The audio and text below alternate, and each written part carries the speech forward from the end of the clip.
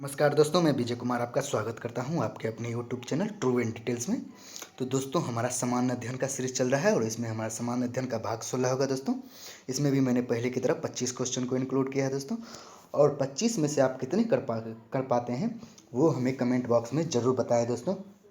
अगर वीडियो पसंद आए हैं तो लाइक करें, शेयर करें और मेरे चैनल को सब्सक्राइब करके बेल आइकन को दबा दीजिए। चलिए दोस्तों, बिना वक्त गवाए हुए अपने प्रश्न की ओर बढ़ते हैं।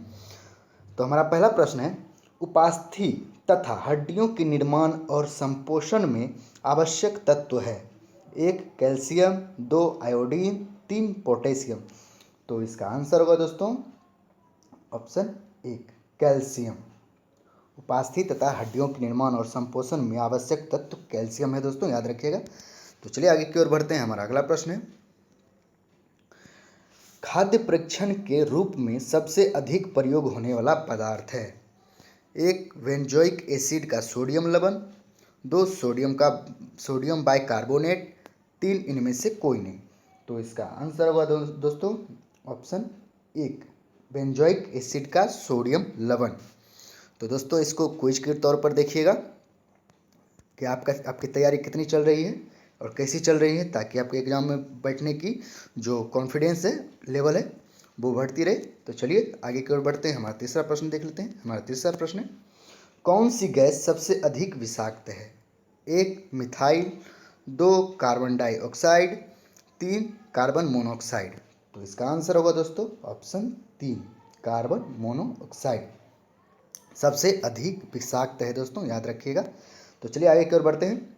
हमारा अगला प्रश्न है, निम्न में से कौन पौधा घर प्रभाव पर ज़्यादा असर डालता है।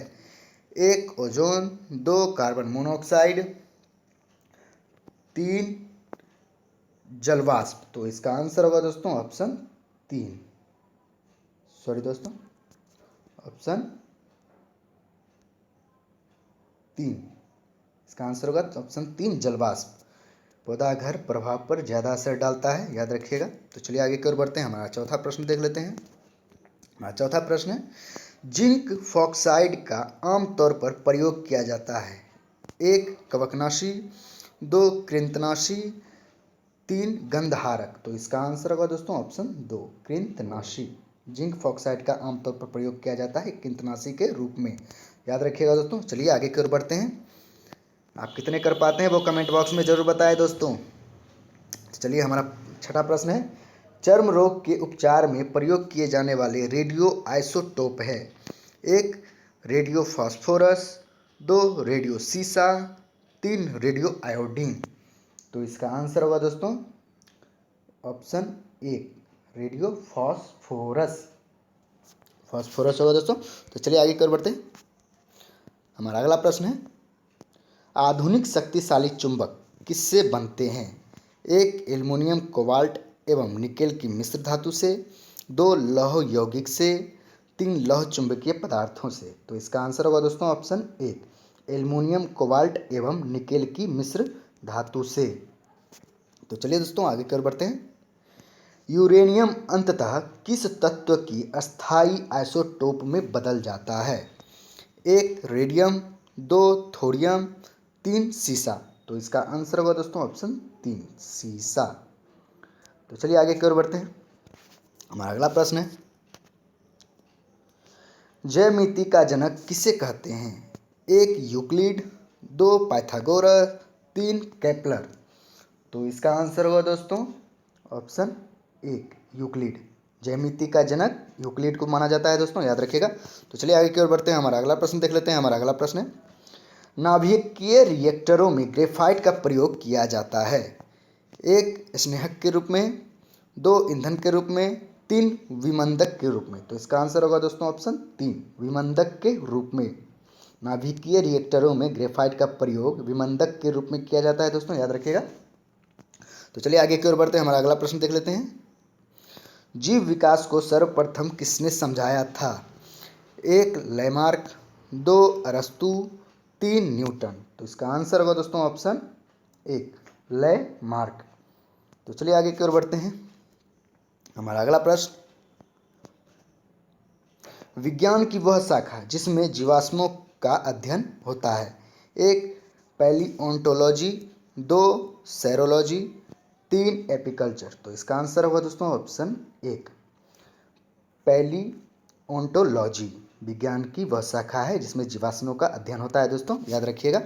चलिए आगे की ओर बढ़ते हैं। हमारा अगला प्रश्न देख लेते हैं। हमारा अगला प्रश्न है, ल्यूकेमिया एक प्रकार का कैंसर है जिसमें असाधारण बढ़ोतरी होती है, किसके कारण? रेड आरबीसी के बढ़ने के कारण, 2 डब्ल्यूबीसी यानी वाइट ब्लड सेल के बढ़ने के कारण, 3 प्लेटलेट्स बढ़ने के कारण। तो इसका आंसर होगा दोस्तों option 2 white white blood cell यानी श्वेत रक्त कणिका के बढ़ने के कारण ये बीमारी होती है दोस्तों, याद रखिएगा। WRBC का मतलब होता है रेड ब्लड सेल और WBC का मतलब होता है वाइट ब्लड सेल, और प्लेटलेट्स तो होते हैं, ये तीनों की जरूर आवश्यकता होती है दोस्तों खून में। तो चलिए आगे की ओर बढ़ते हैं। हमारा अगला प्रश्न क्या देख लेते हैं, रंजकहीनता पाई जाती है मानव की, 1 सभी प्रजातियों में, 2 मंगोलों में, 3 गोरी प्रजातियों में। तो इसका आंसर होगा दोस्तों ऑप्शन 1 सभी प्रजातियों में। रंजकहीनता मानव की सभी प्रजातियों में पाई जाती है दोस्तों, याद रखिएगा। तो चलिए आगे की ओर बढ़ते हैं। हमारा अगला प्रश्न, किस मनोरोग को पागल की संज्ञा दी जाती है?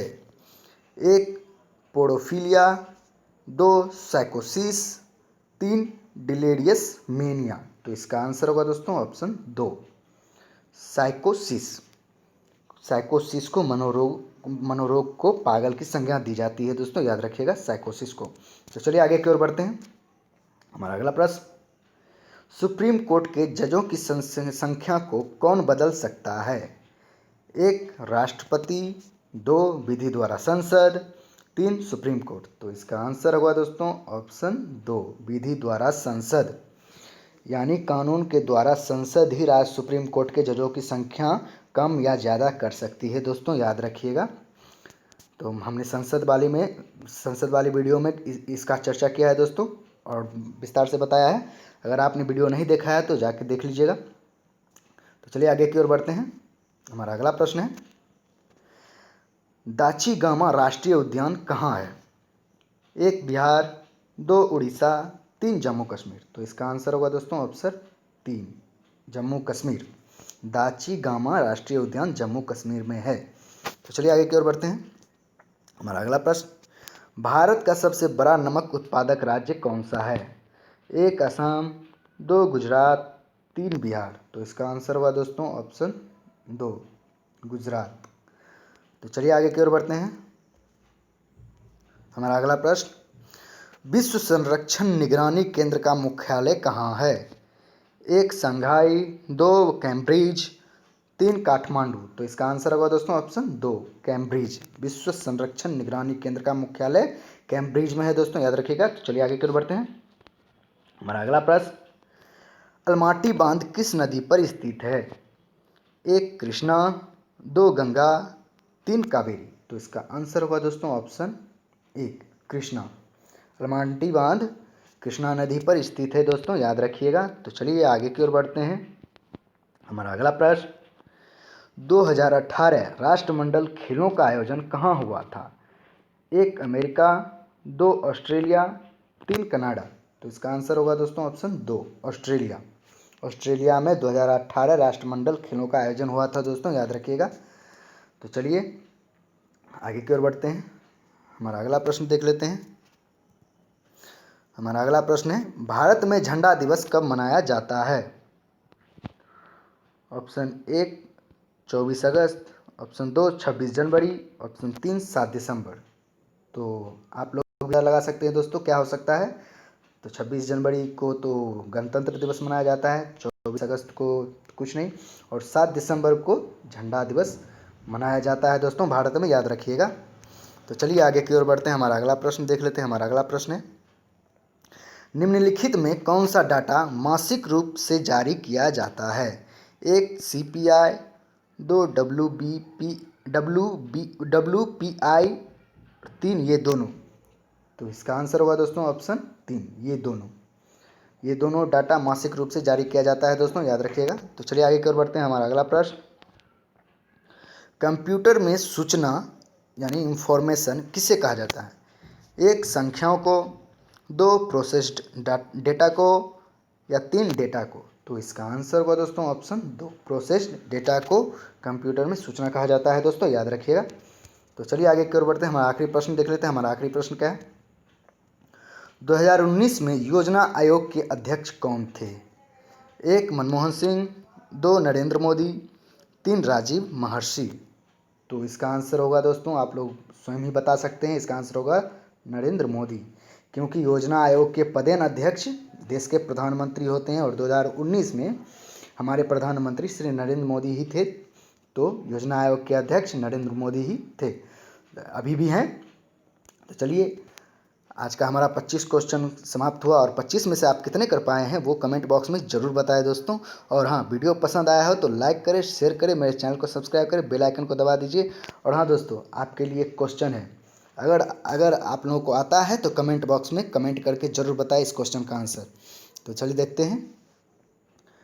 प्रश्न है 10K में के का फुल फॉर्म क्या होता है? तो कमेंट में जरूर बताएं दोस्तों, के का फुल फॉर्म क्या होता है। जैसे हम लोग देखते हैं ना, किसी आगे का 10K लगा रहता है, 20K लगा रहता है, 1 मिलियन, 2 मिलियन ऐसे करके। तो के का फुल फॉर्म क्या होता है वो कमेंट बॉक्स में हमें ज़रूर बताएं दोस्तों। तो मिलते हैं अगले वीडियो में, तब तक के लिए बहुत बहुत धन्यवाद। जय हिंद, जय भारत। चलिए दोस्तों, बहुत बहुत धन्यवाद। और हाँ दोस्तों, चैनल को सब्सक्राइब कर लीजिएगा और बेल आइकन को दबा दीजिएगा, तो कि ताकि जो भी सुबह शाम में वीडियो डालता हूँ उसका नोटिफिकेशन सबसे पहले आपको पहुँचे। चलिए, जय हिंद, जय भारत।